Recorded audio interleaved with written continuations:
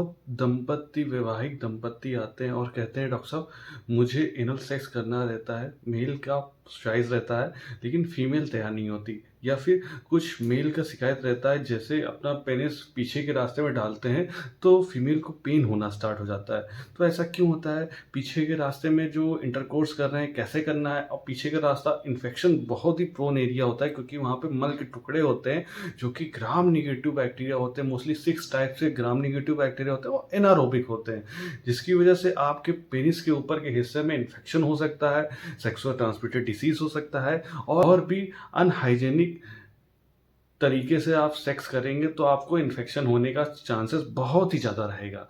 तो आप इन चीज़ों से बचें।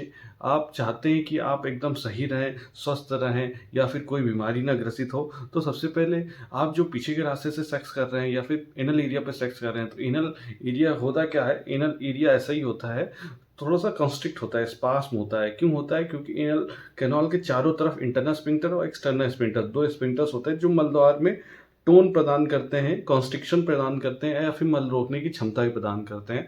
अगर ये रिंग डायलेट होगी तब आप एनल सेक्स आसानी से कर सकेंगे, लेकिन इसके लिए आपको कुछ प्रक्रिया अपनानी पड़ती है। लॉर्ड डायलेशन जैसे करना रहता है। लॉर्ड डायलेशन क्या होता है? या फिर आप फिंगर से भी डायलेट कर सकते हैं। फिंगर से कैसे डायलेट करना रहता है? पहले कोई लुब्रिकेशन ऑयल जेली लेके पहले फीमेल के एनल एरिया में ऐसे पुश करना है, ठीक? पुश करेंगे तो जहाँ पे 6 बजता है, जहाँ पे 3 बजता है, जहाँ पे 9 बजता है, वहीं पे जाके थोड़ा-सा प्रेशर देना है, ठीक है? ऐसे प्रेशर देंगे तो थोड़ा-सा मलद्वार थोड़ा-सा डायलेट हो जाएगा, फिर अपना पेनिस आसानी से इंसर्ट कर सकते हैं उस एरिया में।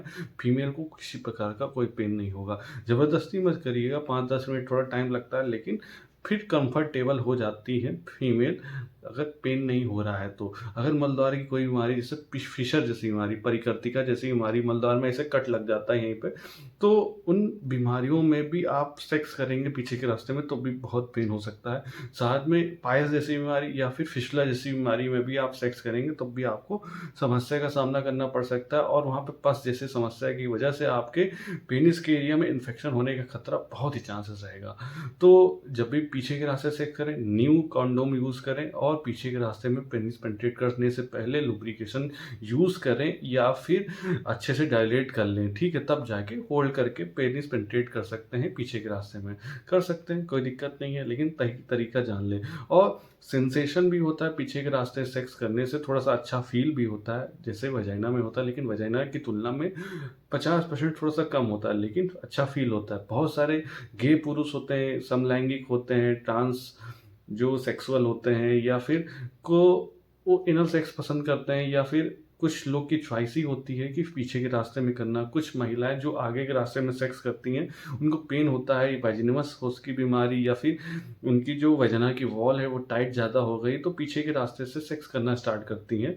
तो ऐसे अगर कर रहे हैं तो कर सकते हैं, कोई दिक्कत नहीं, लेकिन नेचुरल जो सेक्स है दोस्तों वो वजाइनल सेक्स ही है। अगर वजाइनल करते हैं सेक्स सबसे सेफ है, कोई दिक्कत नहीं है, लेकिन कुछ प्रिकॉशन के साथ आप पीछे के रास्ते में सेक्स कर सकते हैं, ध्यान रखें। ये आपके चॉइस पे डिपेंड भी करता है कि आप क्या करना चाह रहे हैं। तो दोस्तों ये रही जानकारी पीछे के रास्ते से कैसे